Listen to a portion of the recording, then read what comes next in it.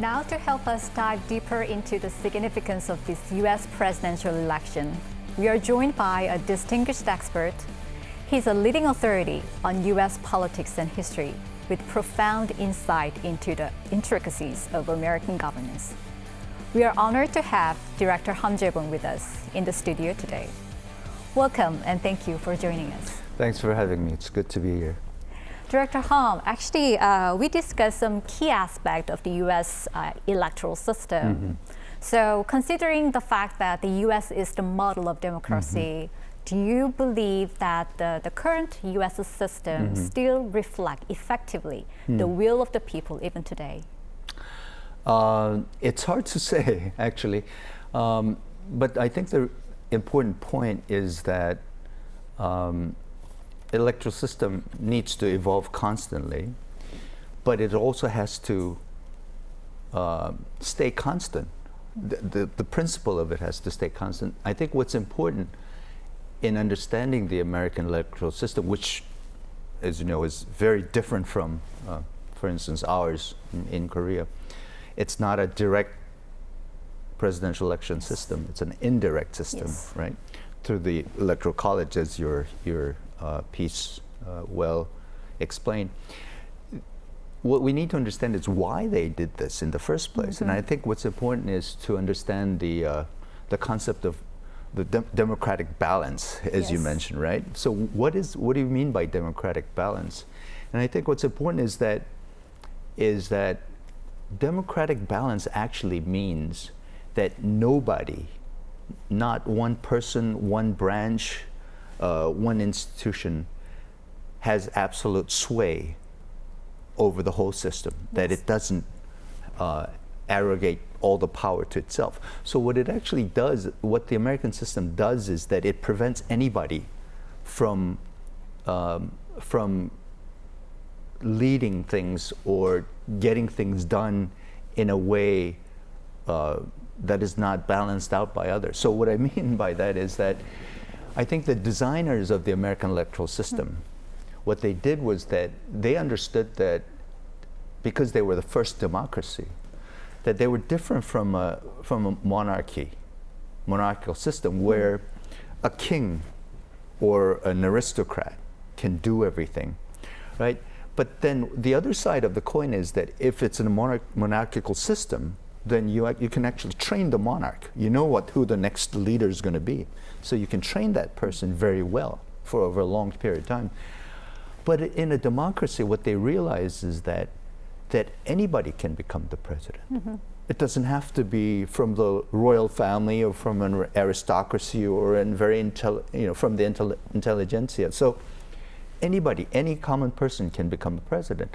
So what they decided to do is that allowing for that possibility, that they didn't want anybody to be able to, even the president, to be able to do things that he or she wanted.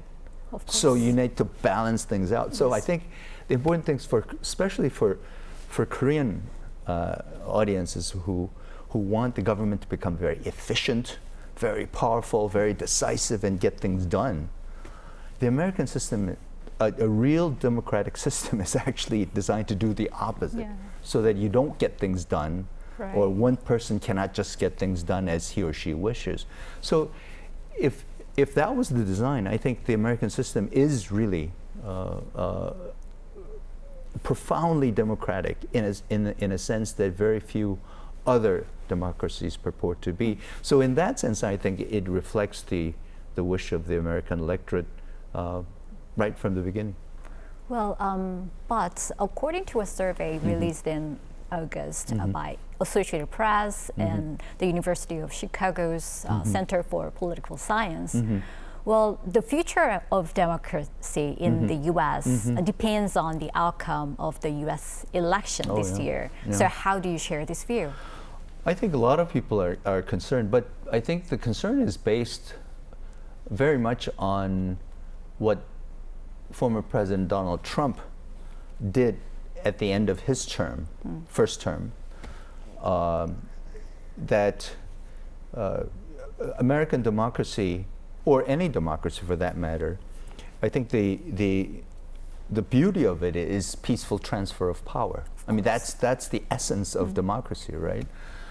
But what we saw at the end of Donald Trump's last term was the famous January 6th incident where people, supporters of Trump, decided that the election itself wasn't fair, that somehow that it was a fraudulent election, and they decided that the Congress, the Senate, with the vice president at the head of the Senate, should not ratify the electoral results. And they, at the, well, quote unquote, instigation of Donald Trump himself, they actually attacked the Capitol, right? It's like attacking our National Assembly, right? So, and it was the first time in memory, that in history of the United States, where the loser of the person who lost the election decided that he didn't lose, and decided to contest the outcome, and going so far as to actually try to prevent the ratification of the electoral result. So, having gone through that experience, I think a lot of people are saying that if Donald Trump gets another chance, I mean, what will he do at the end of his next term? Whether, given what he had done previously, whether the incredibly important tradition of peaceful transfer of power will actually be able to continue. And so that's just one piece of it, but I think a major piece of why people are actually concerned, and some are saying that the future of American democracy hangs in the balance. Yes, you're right on that. So the history of the U.S. democracy over the last 20 years has been shaped by two-party system, right? So it was dominated by the Republican Party and the Democratic Party. So which of the party do you think serves the purpose of the upholding the democratic value in the U.S.? Oh, I think both do. Again, I think the beauty of the American system was that both parties claim to serve the Constitution better than the other party. But the important thing is that they both parties adhere to the Constitution. I mean, the Constitution is the sacred common document that they both serve ultimately. It's just that they interpret it differently, right? So I think in that sense, it's different from so many other political systems, or it's typical of a very stable democratic system, is that you can have different political views, different ideologies, different political factions, but the point is that you need to have something that's common, like the nation, whatever it is that that despite your political differences, you share ultimately as the common thing that you want to defend. And I think it's in the American system, it's the Constitution. So they just, both sides say we are the better defenders of the Constitution. I think there's truth to it, because if you read the Constitution, American Constitution, there are different ways to, for instance, the preamble says life, liberty, and the pursuit of happiness, right? And so, but then how do you interpret, how do you best defend the right to life, liberty, and the pursuit of happiness? And different people have say that, well, you need to be able to own guns. Citizens need to be able to own guns to better defend themselves. Others say no. Others say that people should have a free market economy. They should pay less taxes to give them more incentive to make an earning. Others say that no, you need to be able to redistribute wealth, right? And so there are different ways to achieve the same goal. And in fact, I think that was the beauty of the American system, with the Democratic Party and the Republican, so Conservative Party versus Progressive Party. Whether that balance is still holding, I think, is the big question. And whether, for instance, the appearance of Donald Trump on the scene, whether that is actually beginning to shake that particular balance. So for me right now, traditionally I would say that's why you have a two-party system, that they both balance things out Right. very well. Whether as we go forward with Donald Trump representing the so-called conservative party, I don't know whether that balance will still hold, and I think that's the big question that American electorate is wrestling with right now. So you mentioned different ways to achieve the same goal. So the strength of the U.S. democracy is the ability to come together across the party lines.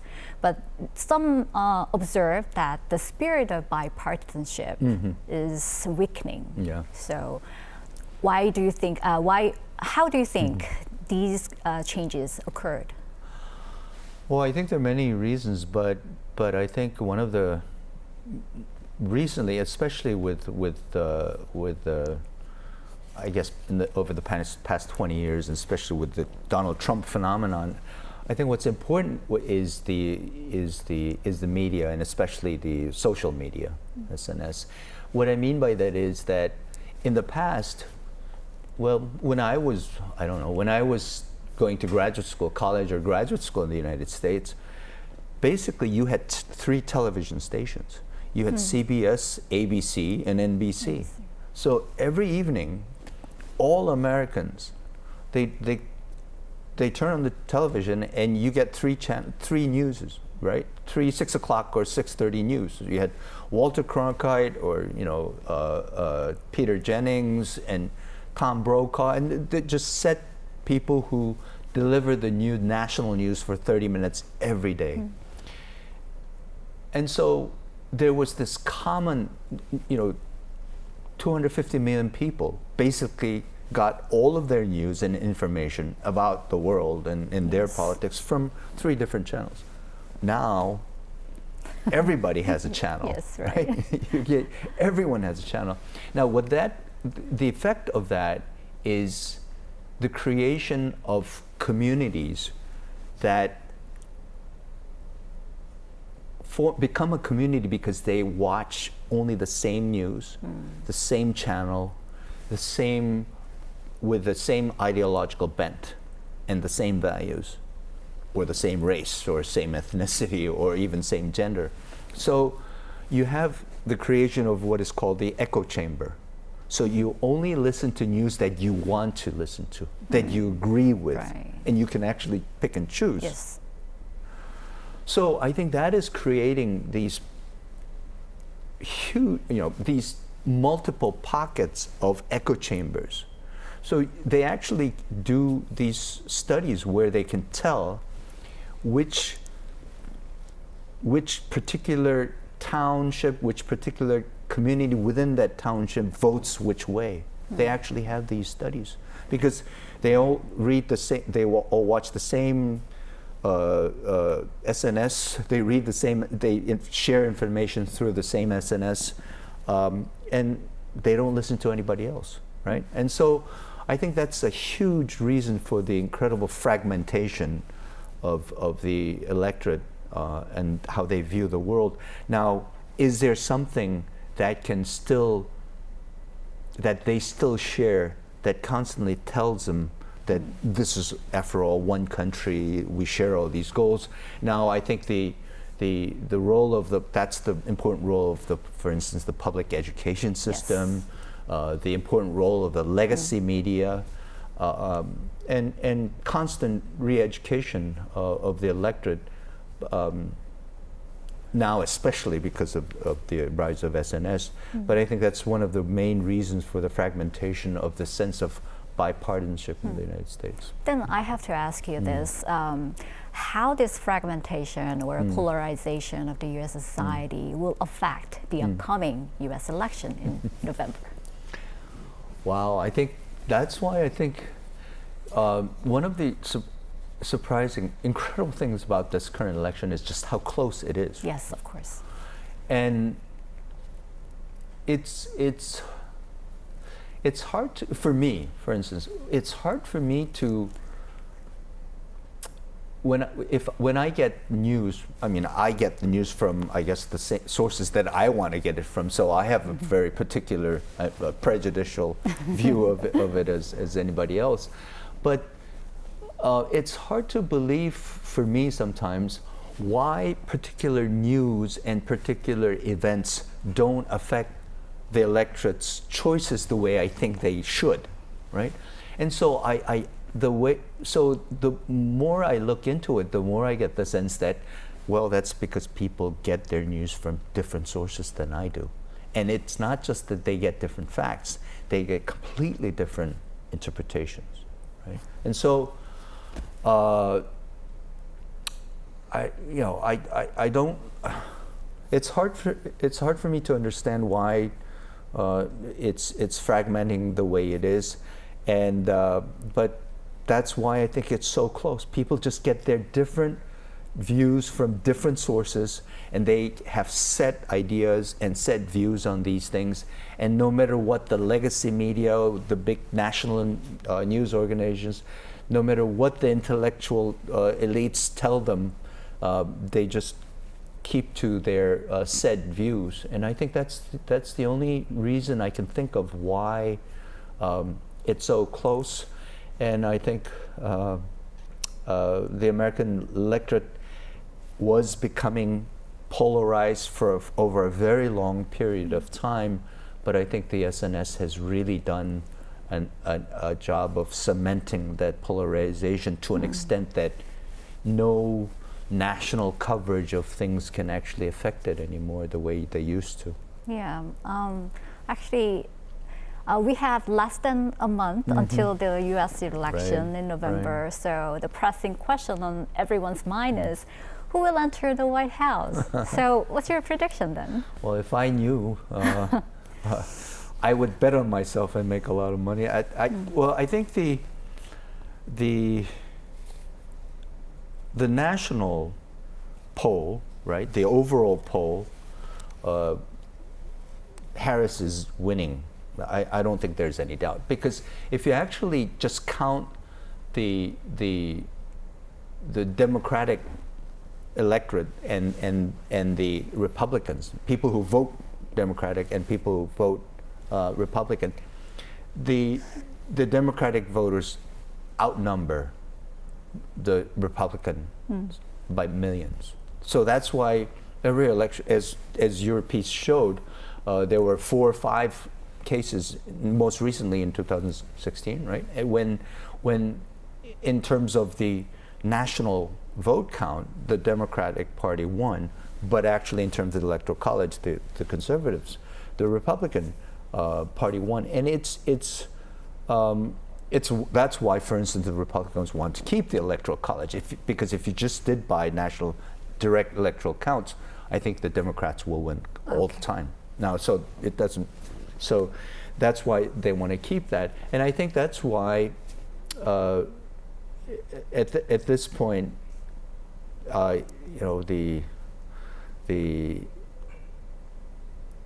think the intellectual consensus is that Harris is leading a little bit nationally, but in terms of the contested 7 contested states, it's incredible how close they are. Every single poll is within the margin of error. But if I had to pick, if you force me to pick, I would say the trend, because polls don't mean anything. Each poll doesn't mean anything. You have to look at the trend. So the pollsters tell us all the time. So if you look at the trend, the upward trajectory is definitely Harris. Now, will that trajectory, which has served her well in terms of consolidating the Democratic base, which had been disaffected because of Joe Biden, after him leaving the scene and handing over the reins to Harris, I think she's had an incredible upward swing in terms of consolidating the Democratic base. But can she go beyond the Democratic base now to the independents and to the even some of the disaffected Republicans? I would say again, there's so many former or current Republicans who voted for Haley or who worked for Trump, who say they were all coming out and say they're voting for Harris. And so I guess the trend, if you look at it, is for Harris. But I wouldn't bet my money on it. Okay. So, well, actually, we have to also talk about the global democracy. And during this election period, we have seen rise of extremism, not only in the U.S. but also in other places. So, in the international community, there are many experts concerned about the rise of extremism, which can affect U.S. relations with other allies sharing democratic values. How do you view this concern? I think the concern that these security experts, foreign relations experts, really has to do with basically Donald Trump, because of his record and his advocacy of American isolationism, America First policy, which in terms of concrete policy, for instance, economic trade policy, it's about protectionism. He's talking about getting rid of income tax and actually replacing it by jacking up international tariffs. Now, that's something that we haven't heard since, I don't know, since the 19th century in the United States, right? Everybody knows that raising tariffs will only raise prices for the American consumers. So, for instance, that, and in terms of how Trump doesn't see traditional alliances as important, the way he used to criticize NATO, and the way he constantly says that he will not support the Ukraine in the ongoing war with Russia, that it should be the Western European countries that should be supporting the war effort, if anybody, not the United States. The way he used to demand South Korea pay up more in terms of its burden sharing, did the same to Japan. And so the sense that he doesn't think these traditional alliances are important, in the sense that they don't just mean military security, but they go beyond in terms of shared values and ideologies and things like that. So that seems to be the concern. Now, I don't know how to predict what he will do if he becomes the American president again, how he will approach the U.S. ROK alliance, for instance, because